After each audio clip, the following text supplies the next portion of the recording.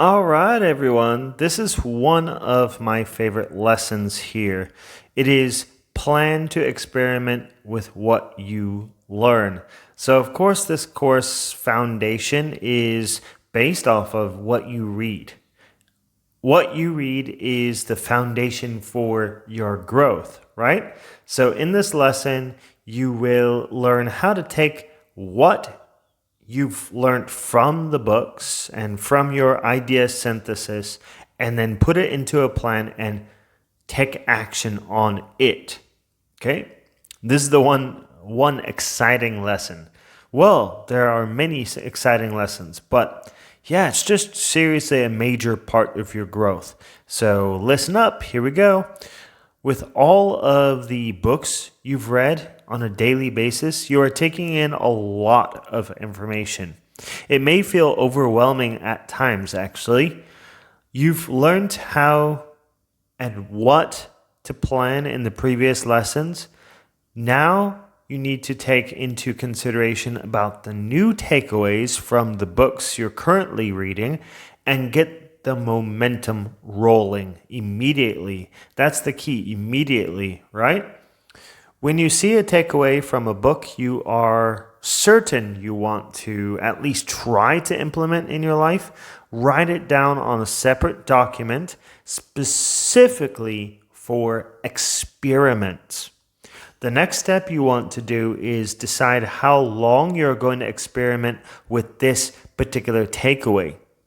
You could treat it like a challenge, let's say, right? Challenges are usually fun. They usually keep you motivated. So you could try it out for maybe a week, maybe 30 days, maybe a couple months, and then you can decide from there whether you want to stick with this new habit or program or whatever it may be of yours. The signs of whether this new habit is succeeding or not will vary for each experiment, of course. Use your basic judgment skills to tell whether this is working or not. You also have to take into consideration that you may not see results right away. You may not see results from your experiment, even within the month of trying. So my advice to you is don't give up on your new experiment too soon, as long as it's not causing any harm to your family, career, study, business, or your big goal, right? You don't want anything to come in the way of your big goal. One of the most recent ones that I've been exploring for a few weeks at the time of producing this lesson is intermittent fasting, along with eating a lot less meat and a lot more varieties of greens.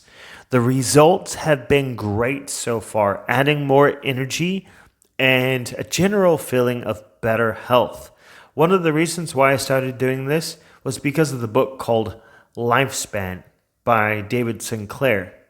And on a side note here, as I'm recording this lesson here, I still do this fact of eating a lot less meat and a lot more greens, but I have not been doing the intermittent fasting lately. As I still get a huge benefit from eating a whole lot less meat and a lot more greens. So this aspect I've kept part of my life ever since reading that book, and it has been very, very beneficial for my health and my energy. Another one that I now practice daily is from Atomic Habits. I know I've mentioned this before. I've mentioned this book many times before, but it's because it's such a powerful one, and I don't mind borrowing from it, and as long as you know that this comes from Atomic Habits, and if you have not read the book, definitely read it.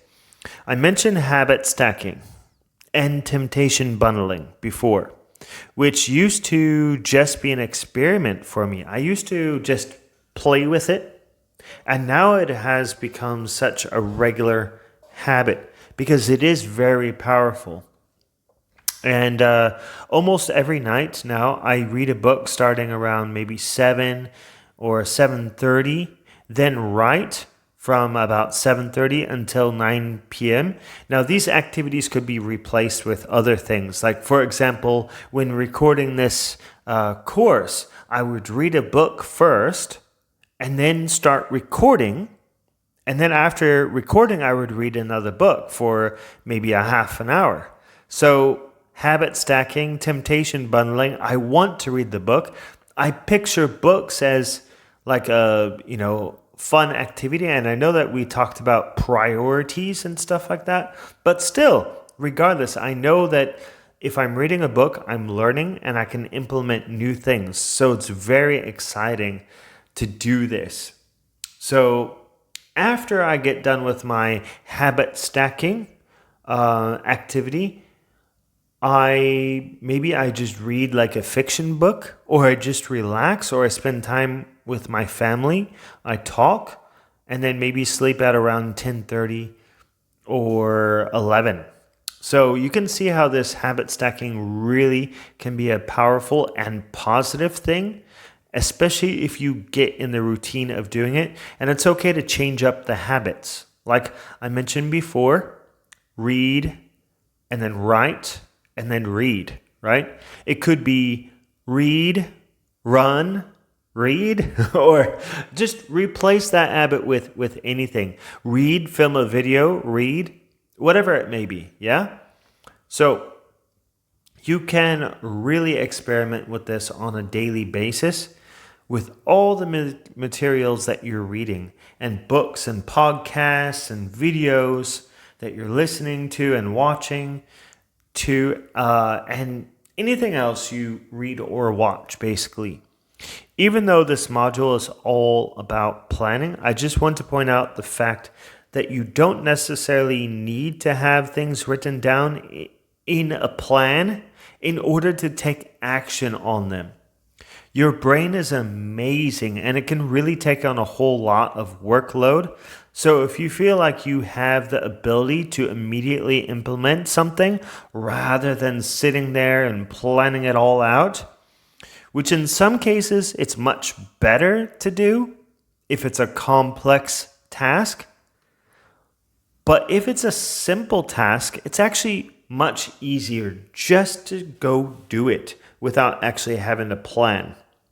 I know I do this on occasion, and most of the time it really does work. The main reason for planning is for things that are much more complicated. Much, much more complicated, a lot more focus, a lot more work goes into it. So it's important to write this type of stuff down. This will take a lot more work. So write it down. Seriously. If it's complicated, write it down. That way you don't forget, right? Write the steps too. Break it down. Like I said in a previous lesson, if it's very complex, break it down. So don't find yourself too overwhelmed as well. Use planning as a way to take more stress off your brain and onto a document. By having your plans written down, you will have no excuse for not doing them. That's one reason. And also, like I said, it will be a whole lot less stressful. So like, for example, you write all your goals down in the morning, let's say. You write all the things you need to do. You break down all the tasks for a big goal, right? You break all that stuff down. If you write it all down, let's say you forget. Let's say you're tired and you forgot, okay, what do I need to do the next day? You can go to your list. You can see your list.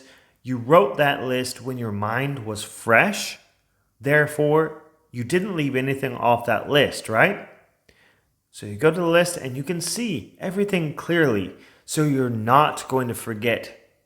You're not going to forget if you have it written down. Because sometimes we are tired. That we are human, so we get tired sometimes. Our brain isn't perfect. It is powerful, but it's not perfect. So we're not going to be able to remember everything. That's why I say write it down. Don't rely so much on your brain that you forget to write things down. Okay? Now, this topic will take a lot of experimentation on your part. If you have some more like adaptations to add to this, go ahead. Definitely. I mean, if you're reading all the time, you're going to have a lot of things in your mind. So you may be writing a whole lot of things down in the experiment list. Just try to go through that list and see what works and what doesn't. I would like you to also email me or WhatsApp me if you have any sort of questions. You can also email me or WhatsApp me or Instagram DM if you have some stuff that you want to experiment on. Let me know about it if you want to. We can chat, we can discuss the details. Maybe I can help you out with details that you're having a little bit of trouble with, and I will definitely do my best to help you out. So you know where to email me, matt@bookmatic.com. I will see you in the next lesson.